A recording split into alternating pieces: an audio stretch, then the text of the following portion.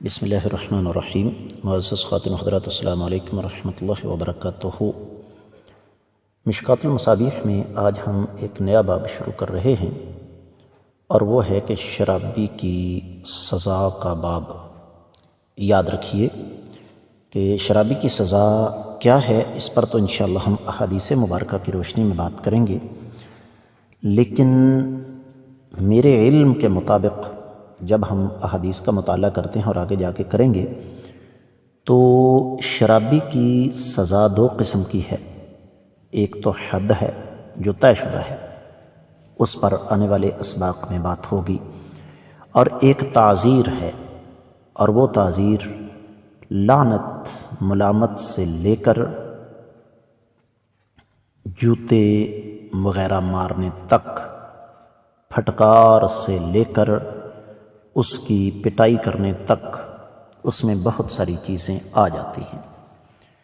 جو بات یہاں پر خاص طور پر سمجھنے والی ہے وہ یہ کہ شراب حرام ہے۔ بعض بد نصیب بیچارے مسکین علمی طور پر کہتے ہیں کہ جی قرآن و حدیث میں شراب کی حرمت کہیں بھی نہیں۔ یاد رکھیے کہ کسی بھی چیز کو حرام قرار دینے کے لیے لفظ حرام یا تحریم شرط نہیں ہے۔ اگر اس قاعدے کو مان لیا جائے تو قرآن میں کہا گیا ہے لا تقربوا الزنا، زنا کے قریب بھی مت جاؤ۔ اب کوئی بندہ کہے جی قرآن میں تو زنا کرنے سے منع نہیں کیا گیا، قریب جانے سے منع کیا گیا ہے، تو اس بات سے کوئی بھی اتفاق نہیں کرے گا۔ قرآن مجید اور احادیث مبارکہ جب کسی چیز کو حرام قرار دیں تو اس میں کچھ الفاظ آتے ہیں۔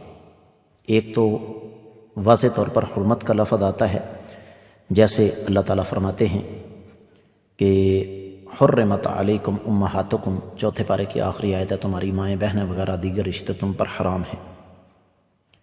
دوسرا طریقہ آ جاتا ہے کہ لا یحل لکم، تمہارے لیے فلاں کام حلال نہیں ہے۔ تیسرا طریقہ یہ آتا ہے کہ ان چیزوں سے بچو، جس طرح ایک حدیث میں آتا ہے اتقوا السبع الموبقات، 7 ہلاک کرنے والی چیزوں سے بچو۔ چوتھا طریقہ یہ آتا ہے کہ شریعت کہتی ہے فاجتنبوہ، اس کام سے پرہیز کرو۔ سورۃ المائدہ آیت مبارکہ ہے 90۔ رب کائنات فرماتے ہیں یا ایھا الذین آمنوا انما الخمر والمیسر والانصاب والازلام رجس من عمل الشیطان فاجتنبوہ لعلکم تفلحون۔ اے ایمان والو، شراب، جوا، بت پانسے ناپاک ہیں، ایک چیز شیطانی عمل ہیں، دوسری چیز ان سے مکمل اجتناب کرو، تیسری چیز لعلکم تفلحون، تاکہ تم کامیاب ہو جاؤ۔ تو اس سے پتہ چلتا ہے کہ شراب حرام ہے، اور اس پر جیسے میں نے عرض کیا ہم آگے جا کے انشاءاللہ احادیث مبارکہ کی روشنی میں اس کا تفصیل کے ساتھ جائزہ لیں گے۔ اب شراب حرام کیوں ہے؟ اس لیے کہ یہ نشہ ہے، اور نشے میں انسان کی عقل کام نہیں کرتی، اور جب انسان کے ہوش و حواس قائم نہ ہوں تو پھر وہ کچھ بھی کر سکتا ہے۔ اس کی نظر میں اللہ کا دین، رشتوں کا تقدس، معاشرے کے قوانین، ہر چیز اس کی حیثیت ہی کیوں نہیں، کیونکہ اس کا دماغ ہی کام نہیں کر رہا۔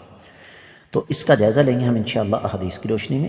آج کا سبق میں انہی الفاظ کے ساتھ روک رہا ہوں، اجازت دیجیے۔ السلام علیکم ورحمۃ اللہ وبرکاتہ۔